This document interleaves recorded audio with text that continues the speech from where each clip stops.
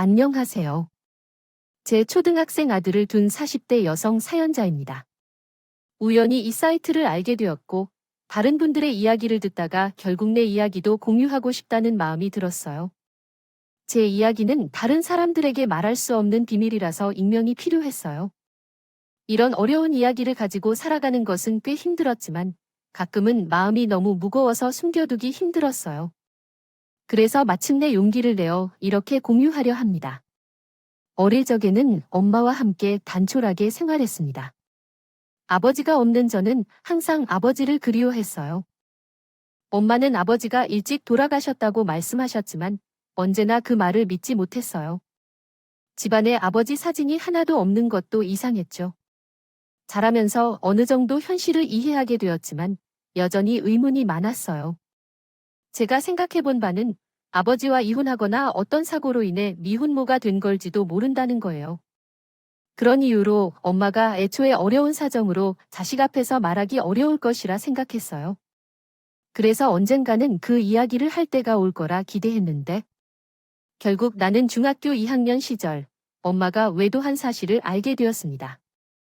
그날 학교에서 돌아와 집에 들어가려고 했는데 집안이 소란스러웠어요. 문을 열고 들어가니 엄마가 머리카락을 붙잡고 깽판을 치는 모습을 보았습니다.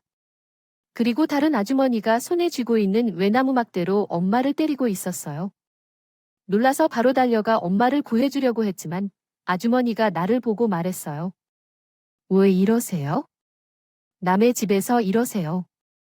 그만하시지 않으면 경찰에 신고할 거예요. 그리고 아주머니가 저를 향해 모욕적인 말을 하면서 이상한 이야기를 했어요. 엄마는 결국 유부남과 사귀어서 저를 낳았고 아버지는 최소 생활비만 주고 어디론가 돈을 보냈다고 했죠. 그 순간 나는 아버지의 비밀을 알게 되었고 내가 혼외아이라는 사실도 알게 되었습니다. 부끄러운 일이지만 그 순간에 나에게 모든 것이 밝혀졌어요. 알게 된 그 집 와이프가 우리 집을 찾아왔습니다. 저는 전혀 그런 충격을 받을 준비가 없었습니다. 불륜으로 태어난 자식이라는 사실을 받아들이기 어려웠습니다. 그리고 제가 가장 사랑하는 어머니가 상간녀로 비난받는다는 것도 믿을 수 없었습니다.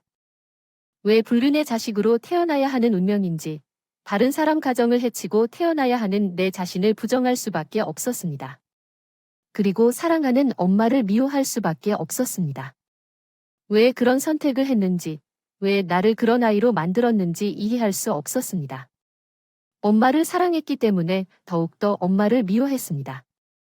혼자 자식을 키우느라 수고 많이 한 엄마를 늘 챙겨주고 걱정했던 내가 그 후로는 엄마를 제대로 마주하지 못했습니다. 엄마가 외로워하며 평생을 고생하고 남편 없이 살아온 것을 생각하면 안쓰러웠지만 내가 엄마의 벌을 받을 것이라고 저주하는 그 여자의 말이 머릿속에 남아있어서 평생 내 발목을 붙잡았습니다. 그런 식으로 엄마가 저지른 죄를 평생 책임지고 살아야 했습니다. 정말 그 말이 현실이 될까 두려워했습니다. 결혼도 생각하지 못한 저에게는 나 역시 엄마처럼 되거나 엄마처럼 만나거나 둘 다 하고 싶지 않아 하여 그런 인연이 존재하는지 의심스러웠습니다. 진심으로 사랑해주는 남자를 만나게 되어서 행복했습니다. 그는 더러운 혈통이라는 생각에도 불구하고 나를 아끼고 챙겨주는 사람이었습니다. 그의 사랑에 감사함을 느꼈고 결혼을 결심했습니다. 하지만 임신이 어려워서 수년간 노력해도 아이를 가지지 못하는 저의 상황은 점점 더 힘들어졌습니다. 남편은 제 곁을 지켜주고 있지만 나는 예민해져 가고 있었습니다. 시어머니는 나를 나무라며 관계를 멀어지게 했고 남편에게도 짜증을 내게 되었습니다. 결국 어떤 문제가 있는지 모르게 되어버린 채로 나는 절망에 빠져 있었습니다. 스트레스를 푸는데 도움이 되었습니다. 겨우 8년을 견디어온 저는 매우 어린 나이에 친정 엄마의 죽음까지 겪어야 했어요. 소환한 관계였지만 실제로 엄마를 잃은 후에는 참을 수 없었습니다. 지속적인 나쁜 일들로 더는 버틸 수가 없었고 우울증이거나 히스테릭해진 것 같아요. 저는 예민해지고 남편에게 더 부담을 주었습니다. 지난 10년 동안 남편은 그런 저를 견디고 참아내느라 정말 많이 힘들었을 것이라고 생각했어요. 내 마음은 그렇게 알고 있었지만 행동으로 옮기지 못했죠. 결국 그게 남편을 벼랑으로 밀어붙인 것일지도 모르겠어요. 처음에는 눈물을 흘리며 걱정했던 남편이 어느 순간부터 견딜 수 없는 듯 변하는 것 같았어요. 그렇게 점점 더 소원해졌고 남편도 어느 순간부터 겉돌아는 듯 변하는 것 같았어요. 그리고 한참 후에야 이상한 낌새를 느끼며 다른 여자가 있는 것을 알았어요. 그 사실에 정말 큰 배신감을 느꼈어요. 어떤 상황에서도 나만 사랑해줄 것 같았던 남편이 다른 여자를 만나는 걸 믿을 수가 없었어요. 특히 내가 임신으로 고통받는 동안 그가 외부에서 행복을 찾았다는 사실은 여자로서 정말 비참하고 고통스러운 일이었습니다. 남편은 실수를 인정했고 그의 용서를 받기로 결정했다. 남편은 또한 그 여자와의 관계를 정리했고 나와의 관계를 회복하기 위해 최선을 다하고 있다. 하지만 한번 금이 간 관계를 회복하는 것은 어렵다. 그 일은 남편을 믿었던 나에게 큰 상처를 안겼는데 다시 남편을 믿기는 어려운 상황이었어요. 그래서 한 번 용서를 약속하고 부부관계를 유지하려 노력했지만 우리 사이는 계속 대면할 수 없는 문제였어요. 그래서 관계 회복을 위해서는 아이가 필요하다고 생각했어요. 일반적으로 부부들은 시간이 지나면 자식들로 인해 연결고리를 형성하게 되어 사랑을 지속할 수 있는데 우리에게는 그렇지 않았어요. 몇 년이 지나도 소식이 없었고 제 나이도 40이 다 되어가는데 언제까지 기다려야 하는지 답답했어요. 다양한 시도를 해봐도 해결책을 찾지 못하다 욕심을 버리기로 결심했고 입양을 다시 고려하게 됐어요. 입양은 쉬운 결정이 아니었고 남의 자식을 키우는 것이 어렵다는 것을 알고 있었지만 자식을 보기 위해서는 그것이 유일한 방법이라고 느꼈어요. 낳지 않은 자식을 친자식처럼 키울 수 있을지는 알 수 없지만 경험을 쌓아가며 자라나야겠죠. 남편과의 문제가 있었던 이후로 제 생각도 많이 변하게 되었어요. 바람부는 남편을 용서하고 자기가 얻어온 자식 하나로서 울타리가 될 것 같았어요. 무엇보다도 그런 자식들을 가지고 싶었거든요. 자녀를 가질 수 있는 부부가 입양해서 잘 키우는 것을 보면서 저는 더 이상 욕심을 부릴 수 없다고 생각했어요.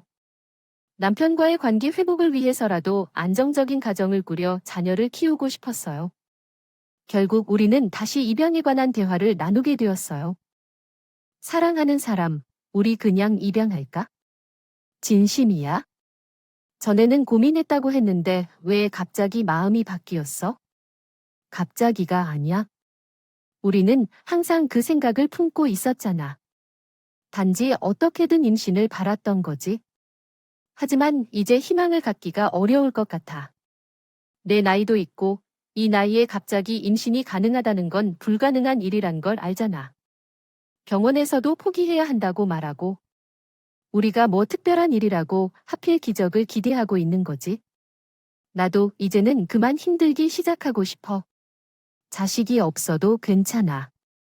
내 바램 때문에 입양을 고민하는 거면 굳이 그럴 필요 없어. 자녀가 없어도 우리가 서로 잘 살아가면 되잖아. 우리 정말로 우리끼리 평생을 잘 살 수 있을까요? 당신 정말로 그렇게 생각하십니까? 남편에게 지난 잘못을 탓하는 것처럼 물었을 때 남편은 아무 대답도 하지 못했습니다. 저는 이제 남편을 다시 책망하려는 의도는 없었지만 속상한 마음은 없었습니다. 그렇다고 제 진심과 사실은 맞아요. 우리같이 어려움을 겪은 부부가 부모가 없는 아이를 입양하는 것은 쉽지 않다고 생각했어요. 결국 우리는 아이를 입양하기로 결정했고 몇 군데의 양로원을 방문했습니다. 남의 아이를 입양한다고 하지만 어쨌든 어디선가 우리와 어울릴 인연이 있을 것이라고 생각했습니다. 천연적인 인연이 하늘에 의해 결정된다면 우리를 위한 인연도 하늘이 결정하는 것이 아닐까 생각해봤죠. 언젠가 나에게 찾아오는 인연을 느껴서 마음에 드는 아이들을 찾아보게 되었습니다. 모든 아이가 사랑스럽고 예쁘다는 것을 생각하면 마음이 복잡했습니다. 모두가 부모의 사랑을 떠나간 아이들이라는 사실에 안타까움을 느꼈습니다. 하지만 그 아이들을 다 가질 수 없기 때문에 한 명을 선택해야 했고 그 선택이 정말 어려웠습니다. 그런데 남편은 은근히 눈에 걸리는 아이가 있는 듯 했습니다. 몇 곳의 보육원을 다니면서도 별로 내색을 하지 않았던 남편이 어느 아이에게 관심을 가지고 있는 것 같더라고요. 아직까지는 제 선택을 위해 별말을 안 하는 것 같았지만 10년 넘게 함께 살았던 제가 남편의 심정을 모르는 것은 없었습니다. 그래서 저도 그 아이를 주목하게 되었어요. 계속 보다 보니 그런 건지 남편이 관심을 갖는 것을 알아서 그랬는진 모르지만 이상하게 그 아이가 우리 남편과 닮았다 싶더라고요. 이제 겨우 2살 정도인 아이인 만큼 얼굴이 생소했지만 남편과 묘하게 닮은 그 아이가 저도 눈길이 가는 게 어쩌다 보니나 막지 못하더라고요. 지금까지 사람은 닮은 사람에게 끌린다고 해서 그게 부모와 자식 사이의 인연에도 적용되는 건가 싶었습니다. 그렇게 그 아이에게 점점 마음이 끌리면서 저는 결국 남편에게 그 아이를 데려오자고 제안을 했습니다. 제 눈치를 봐서인지 말하지 못하던 남편도 그 아이 얘기에 반응을 보였어요. 정말로 당신도 준영이가 마음에 들어? 나도 처음에는 내가 관심 있어 보여서 눈여겨봤는데 볼수록 뭔가 끌려? 다른 애들도 예쁘긴 한데 내 자식 같다 생각은 안 드는데 준영이가 나의 품에 안길 때마다 왠지 마음이 따뜻해. 당신이랑 닮아서 그런 건지 모르지만 더 정이가 그래도 하나 닮긴 못 닮았어. 뭐 애들 얼굴은 다 똑같은데 거기서 그만이에요. 아니에요. 잘 보면 여러분이 닮아 보여요. 그러니까 당신도 그래서 준영이한테 주목을 받은 거겠죠? 제가 왜 주목을 받은 건지 저에게는 모르겠어요. 그냥 준영이가 귀여워서 그랬던 거죠. 물론 모든 아이들이 귀여워요. 하지만 준영이는 좀 어리긴 했고 혼자 노는 게 재미있어 보였나 봐요. 그건 사실이에요. 얘기를 듣니까 보통 아이들 중 돌 미만인 아이들이 가장 쉽게 입양되거나 좀 큰 아이들이 공개 입양되더라고요. 중간에 있는 2~3살쯤 아이들은 입양이 어려워 보여요. 아마 좀 어려웠기도 하고 새로운 가정에 적응시키기가 어려웠을 거예요. 그래서 나는 준영이가 더 걱정돼요.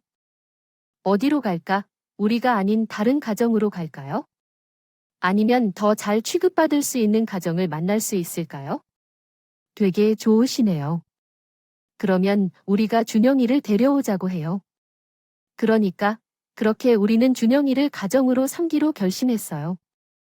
다른 아이들보다 준영이에게 더 끌리는 그 느낌이 우리 둘이 운명적으로 만나야만 하는 거라고 생각했어요. 그래서 우리는 어려운 입양 절차를 거쳐 준영이를 준비했고 그렇게 준영이는 우리 가족이 됐어요. 준비하는 동안 시간이 흘러서 준영이는 어느새 새로운 가족의 일원이 돼버렸어요. 1살이라도 어린 시절에 아이를 받아 안정적인 가정을 만들어주고 싶었던 마음으로 준영이의 3살 생일은 우리 둘과 함께 보냈어요. 제 정신이 나질 않았습니다. 가슴이 먹먹하고 눈물이 글썽이며 울었어요. 그 순간에 제게 남편을 지켜야 한다는 생각이 갑자기 들었어요. 우리의 행복을 회복하기 위해 남편을 반드시 지켜야 했어요. 남편이 수술을 잘 이겨내고 회복되기를 진심으로 바랐어요. 우리 가족은 다시 행복해져야 했어요. 나의 결심이 강해지며 나는 앞으로 힘들더라도 가족을 위해 꾸준히 노력해야겠다는 생각이 들었어요. 그 순간부터 제가 튼실한 지원과 사랑으로 남편을 이끌어야겠다고 다짐했어요. 그 후 수없이 많은 어려움과 시련이 있었지만 저희가 함께 힘을 합치고 극복해 나갔기 때문에 지금의 행복한 가정을 가질 수 있게 되었어요. 어쩌면 그 어려운 결정이 행복한 가정을 이루기 위한 길이었던 것 같아요. 남편과 아이, 그리고 나 자신을 위해 계속해서 열심히 살아가야겠어요. 감사합니다. 그리고 그날 남편은 10몇 시간이 넘는 수술 끝에도 결국 의식을 찾지 못했어요. 그 순간 나는 남편을 전부 용서할 테니 남편이 제발 살아오기만을 기도했습니다.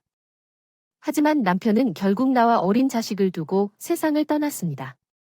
아이를 입양하고 반년 만에 벌어진 남편의 죽음에 나는 할 말을 잃었어요.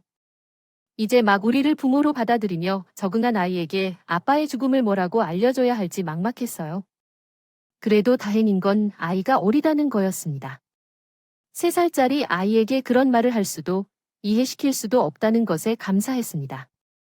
하지만 나는 남편의 죽음을 받아들여야 했습니다. 이제 나 혼자 준영이를 키워야 한다는 걸 급히 받아들이는 게 아이와 나를 위하는 길이었습니다.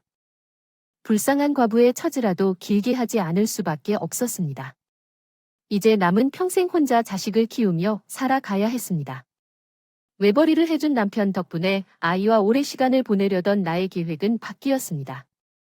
당장 먹고 살기 위해서라도 나는 다시 일을 해야 했고 이제 겨우 안정을 찾아가는 아이를 어린이집에 떼어 놓아야 했습니다. 속이 상했지만 그게 산길이었습니다. 앞으로 나 혼자 평생 벌어서 아이를 잘 키울 수 있을지 현실적 고민들이 막막했습니다. 저 혼자 벌어서 대충 먹고 살 수는 있지만 아이에게 해주고 싶은 걸 다 해줄 자신은 없었습니다.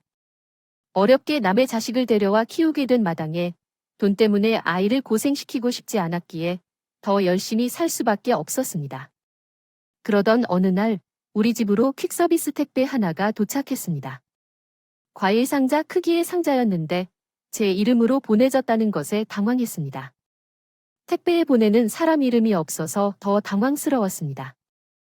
기사님, 이거 누가 보낸 건지 알 수 없을까요? 왜 주소나 이름이 없죠?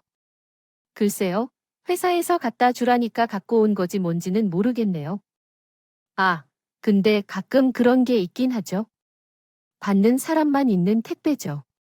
그럼 누가 보낸 건지 모르는 택배를 받으라는 거죠. 보낸 사람이 누군지 알 수 없어요. 뭐, 저희 기사들이요. 그런 건 모르죠. 그 아마 알아보시려면 회사 쪽에 알아보셔야 할 거예요. 그럼 혹시 알아볼 수 없을까요? 괜히 받았다가 혹시 잘못될까 봐요. 에이, 뭐, 받는 사람 주소가 확실한데 뭐 잘못될 게 있겠어요. 의자 바쁘니까 궁금하면 회사에 연락해 보시던가요. 일이 많이 밀린 건지 자꾸 캐묻는 제 질문에 귀찮다는 듯이 대답하던 택배 기사는 제게 회사 전화번호 하나만 남기고 그대로 돌아가 버렸습니다. 최종적으로 물건을 받아들이기로 결정하고 나는 무거운 소포를 가지고 집으로 들어왔어요. 고민 끝에 내 앞에 도착한 소포를 확인하게 되었고 내 이름과 집 주소를 알고 있기 때문에 무언가는 나를 위한 것이라는 생각이 들었어요.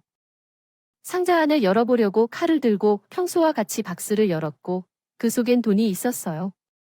5만 원권과 만 원권이 섞여 있어서 엄청난 양의 돈이었죠.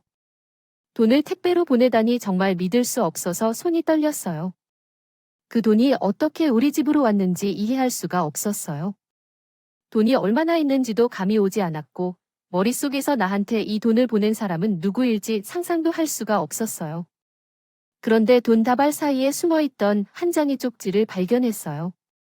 새삼스럽게 이영란 씨라는 사람이 보낸 것이라는 사실에 놀라더군요.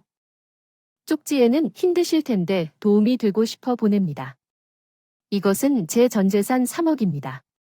꼭 받아 써주세요. 라는 충격적인 내용이 적혀 있었고 자신이 누구이며 왜 이 돈을 보내는지에 대한 설명은 없었어요. 쪽지에 기재된 내용을 읽고 나는 놀랐다. 누가 나에게 이러한 메시지를 보냈는지 알 수 없었고 우리 가정 상황을 알고 있는 것일까? 나는 모호한 두려움과 긴장 속에서 심장이 두근거렸다. 아마도 우리 가족 상황을 알고 있는 것 같아서 남편이 돌아가고 자식이 남겨진 나의 상황을 알고 있는 것 같았다. 그러나 그에게 이 모든 재산을 보낼 사람이 누구일까? 부모님은 몇 년 전에 돌아가셨고 남편은 외동아이로 다른 형제도 없는 상황이었다. 하지만 죽은 가족을 위해 돌볼 친척도 없었고 나는 혼의 아이로서 아버지의 소식조차 듣지 못했으며 어머니 또한 나를 챙겨줄 실력이 없었다. 그 순간 한 번도 보지 못한 아버지가 보낸 것일까? 그러나 그 생각을 금방 지워야 했다. 그 시점에서 아빠가 아닐 것이라고 확신했다. 그러나 일부러 처음부터 그 사람이 나에게 이 모든 돈을 보낼 만한 이유가 없다고 생각했다. IMPORTEDKWD 그러나 나에게 이러한 거액의 돈을 보내줄 만한 사람은 없다고 생각했다. 혹은 모든 상황을 알고 있는 완전히 모르는 사람인데 혹은 안테 비키는 않다. 보낼 리도 없을 테니까요. 거기다가 굳이 자기 정보는 드러내지도 않고 익명으로 보낸 것을 보면 제 앞에 당당히 나올 수 있는 사람은 아니었을 겁니다. 그럼 제가 그 돈을 그냥 받을 수는 더더욱 없는 일이었죠. 결국 저는 박스를 다시 닫아놓고 익명의 발송자를 찾기로 했습니다. 낮에 퀵택배 기사한테 회사 번호를 받아 놓았던 저는 곧장 회사에 전화를 해봤어요. 익명으로 택배를 받았다며 누가 보낸 건지 알고 싶다고 했더니 그쪽에서는 자기네들도 모른다며 딱 잡아 떼더라고요. 그럴 수가 있냐면 자꾸 캐물었더니 이제는 개인정보라며 못 알려준다고 하는 거죠. 답답한 택배업체의 태도에 화가 난 저는 어쩔 수 없이 택배회사로 직접 찾아가게 됐습니다. 가서도 설득을 하던 협박을 하던 보낸 사람을 알아야겠다 싶었거든요. 뭐 끝까지 못 알려주겠다고 한다면 경찰에 신고를 해서라도 알아낼 생각이었습니다. 그런 각오로 회사를 찾아간 덕분인지 그쪽에서도 결국 마지못해 제게 정보를 알려줬습니다. 이름이나 연락처는 개인정보라서 알려줄 수 없지만 자기네들이 택배를 픽업한 위치는 알려주겠다며 주소를 하나 찍어주더라고요. 그렇게 주소를 받게 되었지만 그 주소 역시 제가 아는 곳은 아니었습니다. 제가 아는 사람이거나 지인이라면 동네 이름이라도 눈에 익었을 텐데 그곳은 제가 한번 가본 적도 없는 낯선 동네였어요. 그렇게 주소 하나 받아든 저는 나는 바로 그 주소로 찾아가게 되었습니다. 도착한 집은 그냥 보통한 작은 빌라였어요.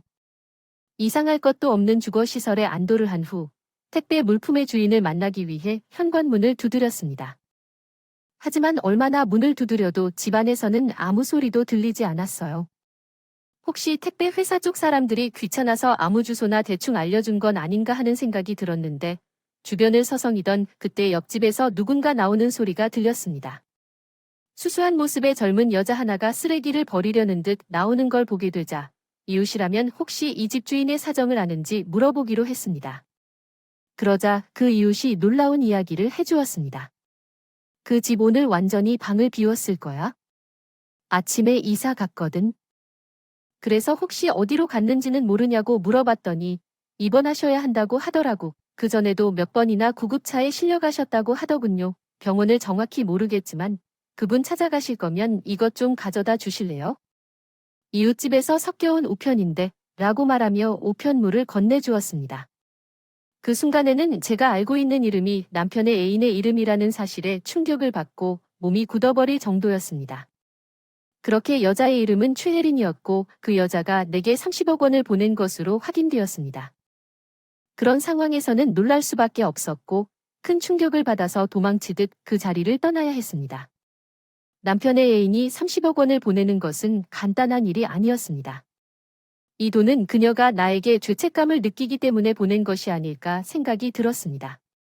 돈으로 사죄를 하고 싶다면 그녀는 자신의 정체를 밝히고 나에게 사과를 했을 것입니다. 하지만 자신의 정체를 밝히지 않은 채 30억 원을 보낸 것은 그저 나에게 부탁을 하고 싶었던 것일지도 모르겠습니다. 그 돈을 사용하는 사람이 누구인지 알고 있다는 생각을 했고 그것은 제 아들 준영이었습니다. 그리고 그때서야 내가 준영이를 보면서 느낀 기시감의 의미를 이해할 수밖에 없었습니다. 그리고 남편이 입양 이야기를 왜 은근히 거론했는지에 대한 생각도 새롭게 이해할 수밖에 없었습니다. 어린이집에서 돌아온 준영이를 재우고 한참 고민해야 했습니다. 내가 예상했던 것이 진실이라는 강한 예감이 들었기 때문이었죠. 집으로 도망치듯 돌아온 후 어린이집에서 돌아온 준영이를 보며 고민에 빠져들었습니다. 얼굴을 보면서 그 여자의 얼굴이 떠오르기 시작했고 확인하지 않고는 알 방법이 없었습니다. 고민 끝에 우편물을 확인했고 카드사에서 온 명세서가 눈에 띄었습니다. 다른 선택이 없어서 우편물을 뜯어보게 되었고 병원에서 결제된 카드 내역을 확인하게 되었습니다. 상대방이 켰다는 병원 이름이 확인되었어요. 다음 날 나는 곧바로 그 병원을 찾아갈 것이었습니다. 그리고 결국 병원에서 그 여자의 솔선수범을 밝혀냈습니다. 하지만 나 자신은 그 여자를 만나는데 자신이 없었습니다. 바람둥이 남편까지 감싸며 입양한 아이였기에 이제 내 아이로 생각하던 준영이가 사실은 남편과 상간녀의 아이였으며 남편이 그 사실을 알고도 나를 속이고 있었다는 것을 받아들일 수 없었습니다. 그러나 어쨌든 확인해야 했고 굳은 결심을 내리기로 했습니다. 결코 떨어지지 않는 발을 열었고 그곳에서 많이 변해버린 상간녀의 모습을 보았습니다. 운이 좋게도 그 여자 또한 내 얼굴을 잊지 않은 모양이었습니다. 그 여자는 나를 한눈에 알아보고는 당황한 표정으로 말했다. 여긴 어떻게 들어왔어? 그냥 받아들일 줄 알았어. 나는 도움을 주고 싶어서 왔다고 말했다. 그러자 그 여자는 아무 말도 하지 않았다. 침묵이 긍정이라는 것을 아는 나는 결국 진실에 마주하기만 할 수밖에 없었다. 이미 머릿속으로는 알고 있었지만 차라리 그렇지 않기를 희망했지만 결국 변화는 없었다. 분노와 당황, 슬픔에 얽힌 어떤 말을 해야 하는지 모르겠을 정도로 난처했어요. 그 여자에게 너를 끝까지 속였다고 물었지만 막상 소리내어 말할 수 없었어요. 상황을 한번 정리해보죠. 어째서 입원까지 하고 말도 안 되는 상황이 되었는지 이해할 수가 없네요. 내가 재산을 맡긴 것은 무슨 의도일까요? 양육비를 내리지 않겠다고 예상했겠지만 나에게 남은 기간은 적더라고요. 사실 그 돈은 내 목숨값이라고 할 수 있어요. 그 큰 금액을 당장 가지고 있을 리도 없고 월세로 살던 집에서는 더욱 그렇죠. 하지만 운이 좋게도 보험금이 나온다는 소식을 들은 게네요. 그건 30억 정도 되는데 알게 된 지인이 돈을 대신 받을 것이라고 약속했어요. 내가 죽었을 때 그 대신 보험금을 수령하게 되었죠. 그 돈을 알게 된 지인이 먼저 빌려주기로 한 것이죠. 영희와 라니에게 내 목숨값으로서 도움이 되길 바라고 그렇게 한 거예요. 처음부터 영희가 집에 와서 보내기로 했던 의도는 아니었어요. 나와 남편이 함께 결정하고 믿어줄지 모르겠지만 초기에는 아무런 생각이 없었어요. 영희가 태어난 건 그 사실을 처음에는 몰랐어요. 평생 나는 키우고 싶었어요. 하지만 병을 알게 되고 매일 병원 다니며 나는 일도 챙기지 못했어요. 언제 죽을지도 모르는 시한부삼인데 나는 아이를 데리고 있을 수는 없어요. 그 사이 방치해둘 수 없으니 보육원에 보내는 게 맞다 생각했어요. 물론 미리 아이의 아빠에게 말을 했어요. 당신 몰래 아이를 낳았는데 혹시 데려가 줄 수 있나요? 그래서 내 남편이 뭐라고 했냐면 내려가겠다고. 아니요. 왜 자기 허락도 없이 아이를 낳았냐고 화를 내면서 안 되라고 했습니다. 그때 나랑 있던 일은 심각한 실수였고 와이프에게 더 상처를 줄 순 없다고 생각해서 대신 양육비를 주겠다고 했어요. 결국 아이는 보육원에 보내지만 나중에 그 사람도 그 일을 알게 됐더라고요. 내 사정을 이해하고 있었던 것 같아요. 나는 물론 놀랐고 솔직히 영란 씨에게 미안했지만 아이를 위해서 행동했다고 생각했어요. 나한테 못할 짓이라는 걸 알면서도 아이를 위해서 묵인한 여자에게 정말 대단한 존경을 표합니다. 말로 가늠할 수 없이 무능한 개인은 정말 어림도 없었어요. 그에게 당신과 어머니와 아버지 모두에게 감사하다는 말을 전하고 싶습니다. 어쩌면 천벌을 받을지도 모르겠지만 물론 현재 세상에 계신 분이 믿어주지 않더라고요. 어쩌면 따끔한 말로 조언을 해주어야 할 걸까 싶었죠. 혹은 사용자 모두가 그 부패에서 미치거나 일어나서 직접 그 사람을 처형해야 하는 걸까요? 악의적인 생각 없이 그 소년에 대한 혹은 무릎 꿇을 일이 있는 걸까요? 혹거간에 그런 일을 할 정도로 지나치게 격한 일로부터 멀리하고 안타까워하기 실상은 어릴 때 자랑스러워하는 나의 커서 TV들이 그럴 때 흐르고 더욱 취해할 점점 새로운 지긋지긋하며 안타까움을 느낀 후였습니다. 지금 이상한 상황에서 나는 왜 그 사람을 따대그리거나 다치게 할 일을 하는 건 없을까요? 가능하다면 무죄게 받은 재화 모두를 버리고 이제 모르는 척하거나 사화를 단죄하거나 뒷수표를 둘 것은 미안하기까지 하지 않겠습니다. 그런 정례난 여자는 왜 그런 일에 대해 지나친 사과의 말과 높은 결마무리를 뽑아내며 장례식을 축쳐 보이고 있었습니다. 지금 파테이본 복님 그런 말을 하니 엄청 웃기더라고요. 볼부터 그냥 담뿍되고 접촉이 된 게 심이연하다 생각만 들게 만든다처럼 신이 나쁜 사람으로 세상사 모든 손해를 입는 이르다. 그리고 뜻밖의 일들이 이상하게 힘쓰든지 한다고요. 그걸 못 버리지 않았으면 차라리 더 하성공해버렸을지도 모르고 그래요. 아무리 그게 잘못됐다고 해도 발생조차 엄저희와 함께 일어난 일도 제게든 상처를 주었습니다. 그리고 그 일 이후로 한 번 닥칠 사람들은 또 베겐 제가 오늘 특별한 일을 종이를 부탁해. 그거예요. 그래서 당연히 화가 나고 그 여자를 찢어 죽이는 것조차 시원찮을 것 같은데 이상하게도 저는 왠지 모르게 연민도 느꼈습니다. 아픈 몸으로 내 앞에 무릎을 꿇은 그 여자 모습에서 예전에 제 어머니의 모습이 겹쳐 보였거든요. 남자 때문에 잘못되어 상간녀로 낙인 찍히고 생긴 자식을 외면하지 못해 평생 미혼모의 자식을 낳은 더러운 여자로 살아야 했던 우리 어머니가 그 여자와 많이 닮아 보였어요. 그걸 동정이라 할지 연민이라 할지 모르겠지만 이제 와서 그 여자만을 탓하려니 조금은 미안했어요. 결국 제일 큰 잘못이라면 결혼한 몸으로 다른 여자를 만난 제 남편일 텐데 이제 와서 제가 죽은 남편을 욕하고 탓할 수도 없었으니까요. 그 여자만 탓하기엔 조금 불공평하지 않나 싶은 생각이 들었던 저는 더 이상 그 여자를 욕할 마음도 힘이도 없었습니다.